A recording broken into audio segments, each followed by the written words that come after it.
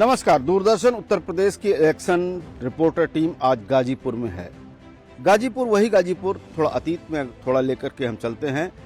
बात 1962 की है, जब यहाँ से विश्वनाथ गहमरी सांसद हुआ करते थे, जिन्होंने संसद में जाकर के एक प्रश्न उठाया था इस गाजीपुर की गरीबी को लेकर के, और उनके प्रश्न के उत्तर में उस वक्त के प्रधानमंत्री पंडित जवाहरलाल नेहरू के भी आंखों से पानी आ गए थे। उन्होंने पटेल कमीशन बनाया।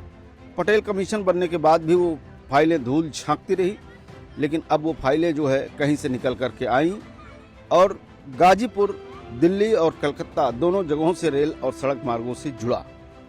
आज फिर हम एक बार इसी चुनावी प्रक्रिया में खड़े हैं। 7वें चरण में यहाँ पर मतदान होना है। यहाँ के लोग अब और क्या चाहते हैं? गंगा का किनारा है, गंगा के किनारे मोस्ट फर्टाइल लैंड है। क्या चाहते हैं कि किस तरह से उनका कृषि के रूप में, रोजगार के रूप में विकास हो सके, ये सब बातें हम जरूर जानेंगे इनसे। लेकिन उससे पहले देख लेते हैं एक रिपोर्ट।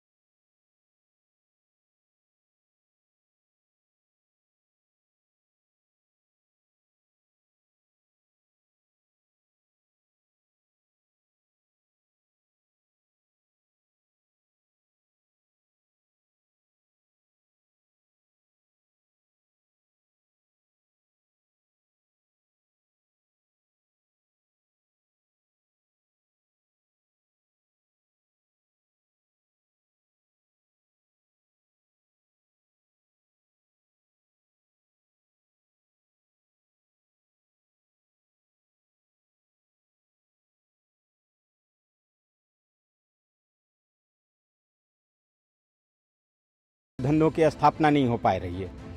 और जो 2 कारण बताए जाते थे कि मार्ग नहीं है और ट्रेनों का जो है, ये दोनों चीज़ें कंप्लीट हैं। तो इन स्थितियों में जो है आगे कैसे होगा, और ये सदन जब तक नहीं चाहेगा तब तक उद्योग शून्य जिला घोषित नहीं होगा। ये महत्वपूर्ण बात है। और गाजीपुर जब यहाँ उद्योग लगेंगे तो बाहर जो लोग उद्योग में कमाने के लिए गुजरात या मुंबई या अन्य जगहों में दिल्ली जाते हैं, वो वहाँ जाते हैं तो वहाँ कमाते हैं और वहीं खर्च करते हैं, तो वहाँ विकास होता है। तो हम गाजीपुर जनपद में अगर ये इस तरह की चीज़ें हों तो यहाँ का रोजगार भी बनेगा और साथ में यहाँ कमाई भी होगी और लोगों का आर्थिक स्तर भी सुधरेगा। वही गाजीपुर है जहाँ 2014 से पहले बिल्कुल मतलब जो है गांव के तरह का माहौल होता था शहरों में, लेकिन माननीय मनोज सिन्हा जी के अथक प्रयास से जब भी वो आते थे, लगातार शनिवार और रविवार में कुछ न कुछ कई करोड़ की परियोजनाएं लेकर के आते थे। और उनका एक लक्ष्य था कि अगर जब इस जनपद का अच्छे मार्ग हो जाएंगे या अच्छे कनेक्टिविटी से जुड़ जाएगा, यहाँ की मतलब जो है सुरक्षा व्यवस्था मजबूत हो जाएगी, बिजली व्यवस्था मजबूत हो जाएगी, तो निश्चित तौर पर बड़े निवेशक यहाँ पे अपना निवेश करने से डरेंगे नहीं और यहाँ आकर के अपने आप को सुरक्षित महसूस करेंगे। इस क्षेत्र में उन्होंने इतना काम किया और उनकी एक सोच थी, अगर ये 2019 के चुनाव में माननीय मनोज सिन्हा जी चुनाव जीत गए होते तो आज गाजीपुर की तस्वीर और तकदीर दोनों बदल गई होती। देखिए, क्या नाम कि उत्तर प्रदेश जो गाजीपुर ज़िला है, इस ज़िला को लोग पूरे भारतवर्ष में माफिया के नाम से जानते थे कि वहाँ माफिया पनपते हैं और हर घर में क्या नाम माफिया पनपते हैं। इस तरह से हमारा उत्तर प्रदेश बदनाम था। लेकिन जब नरेंद्र मोदी जी की सरकार बनी 2014 में, तो उन्होंने उसमें मनोज सिन्हा जब जीते, जब 2 मंत्रालय मिला, तो उन्होंने विकास करके दिखाया कि गाजीपुर में किस तरह से विकास होता है। और जब 2017 में योगी जी की सरकार बनी, जब दोनों डबल इंजन की सरकार बनी 2017 में, योगी जी ने निश्चित तौर पे है कि उन्होंने दिखाया कि उत्तर प्रदेश जब तक माफियाओं का पलायन नहीं होगा,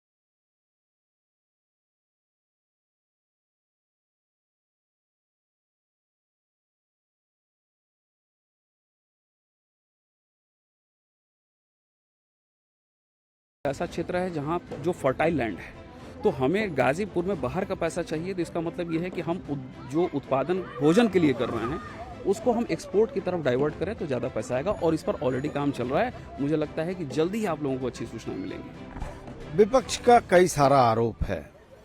पहला आरोप है कि रोजगार सरकार नहीं दे पाई है, दूसरा आरोप है कि महंगाई बहुत ज़्यादा है, तीसरा आरोप है कि इम्तहान होने से पहले पर्चा लीक हो जाता है। देखिए, विपक्ष का ही जो है 10 साल का गड्ढा जो है भाजपा सरकार धीरे धीरे भर रही है। उत्तर प्रदेश सरकार को गड्ढा बना दिया था इन्होंने।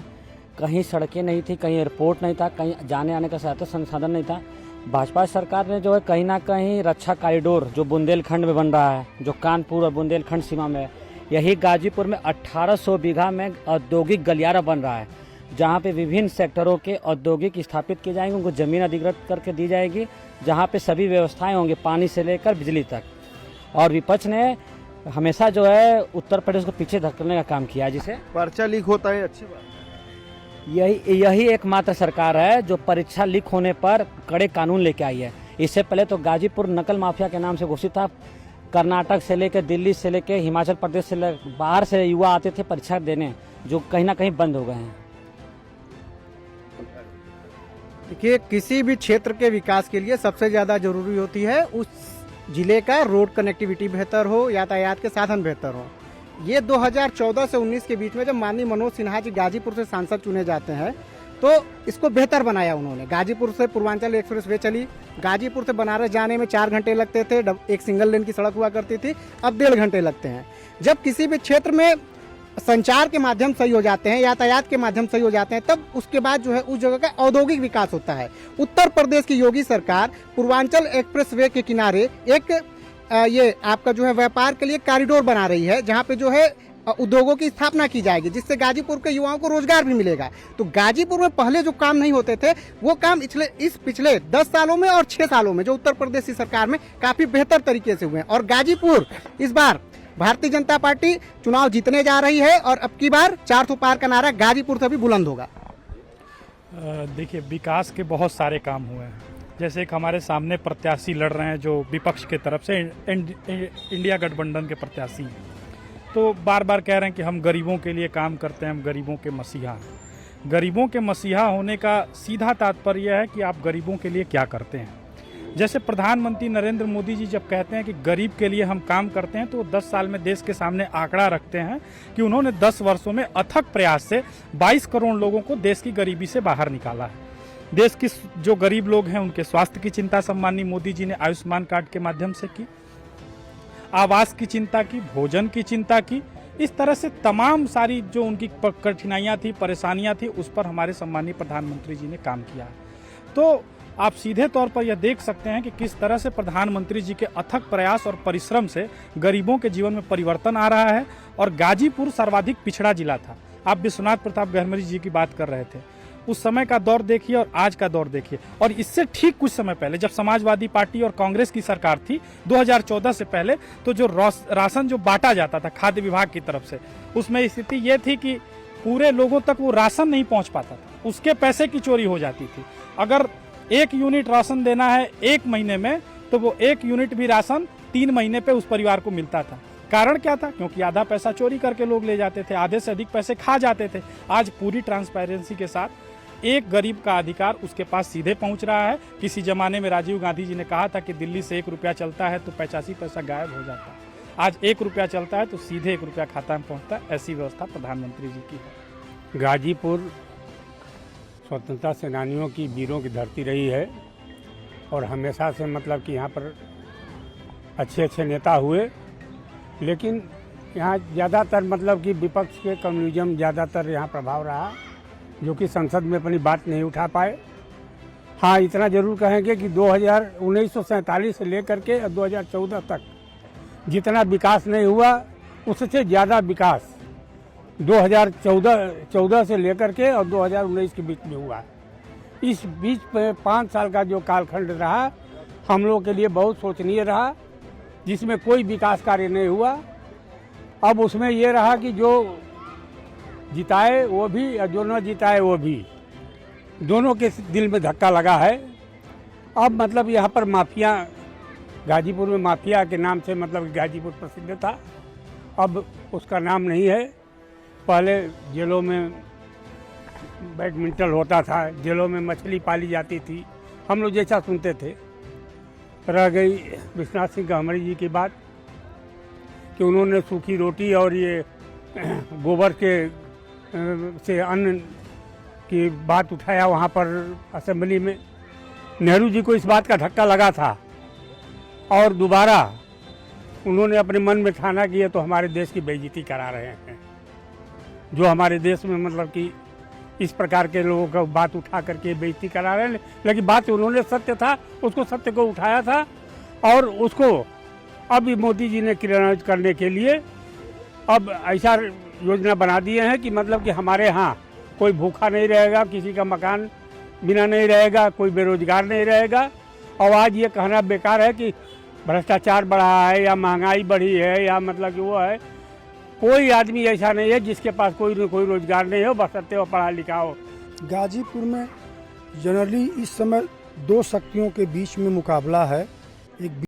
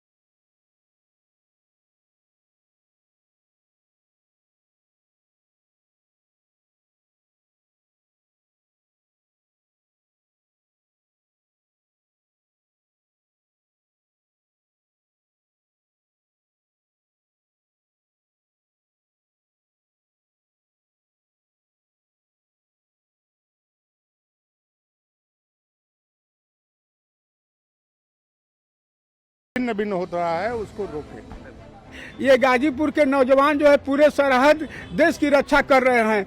अब ये विगत जो सरकार बनी तो उन लोगों के द्वारा जो है गाजीपुर को दबाया गया। गाजीपुर में कोई विकास का कार्य नहीं हुआ, लेकिन इस 10 वर्षों में जो है लगातार जो है विकास पर विकास कार्यक्रम होते गए। अभी जो है कचहरी रोड पर आप देखेंगे रेलवे प्रशिक्षण का कार्यक्रम चल रहा है। फिर इसके बाद रेलवे स्टेशन माननीय मनोज सिन्हा जी के समय में जो है गाजीपुर का जो हर रेलवे स्टेशन जो है पूरा संवर गया। आप यहीं से कोटा जा सकते हैं, वैष्णो माता का दर्शन कर सकते हैं, सभी महानगरों में यात्रा कर सकते हैं। गाजीपुर की जनता की एक भूल की वजह से 2019 में वह विकास का पहिया रुक गया, जिसे इस बार फिर गाजीपुर की जनता विकास के पहिया को चलाने के लिए हमारे बीजेपी के प्रत्याशी पारसनाथ राय जी को भारी से भारी मतों से जनता जिताने का संकल्प ले चुकी है और यहाँ से बीजेपी की जीत तय। आप सबके माध्यम से मैं बताना चाहता हूँ कि गाजीपुर ने तय कर लिया है कि 19 की गलती को हम दोहराएंगे नहीं। हर जाति धर्म के लोग ऊपर उठकर मोदी जी प्रधानमंत्री बनने जा रहे हैं देश के, सबको ये मालूम है। गाजीपुर से भी कमल खिलेगा तो अपना सांसद होंगे और विकास होगा। सर, जब से केंद्र में भाजपा की सरकार बनी है पूरे भारतवर्ष में कानून का राज स्थापित हुआ है और आतंकवाद का लगभग सफाया हो चुका है। इसलिए भाजपा सरकार फिर से बननी चाहिए। आज़ादी का ये अमृतकाल है। अमृतकाल यानी कि आज़ादी के 75 वर्ष पूरे हो चुके हैं, लेकिन लोकतंत्र की अजीब विडंबना है। इस विडंबना में विश्वनाथ गहमरी जन्म लेते हैं, जो गोबर से दाने निकाल कर खाने की बात लोकसभा में उठाते हैं। और दूसरी विडंबना यह होती है कि जब गाजीपुर के लोग कहते हैं कि जिसने सबसे अधिक गाजीपुर का विकास किया उसे लोकतंत्र में स्थान नहीं देते हैं संसद में। पछतावा भले होता है, लेकिन वो इस बात को स्वीकार करते हैं कि गाजीपुर के विकास के लिए हमारा पिछला प्रत्याशी कहीं न कहीं ज़्यादा उपयुक्त था। लोकतंत्र है, लोकतंत्र गणित का खेल होता है।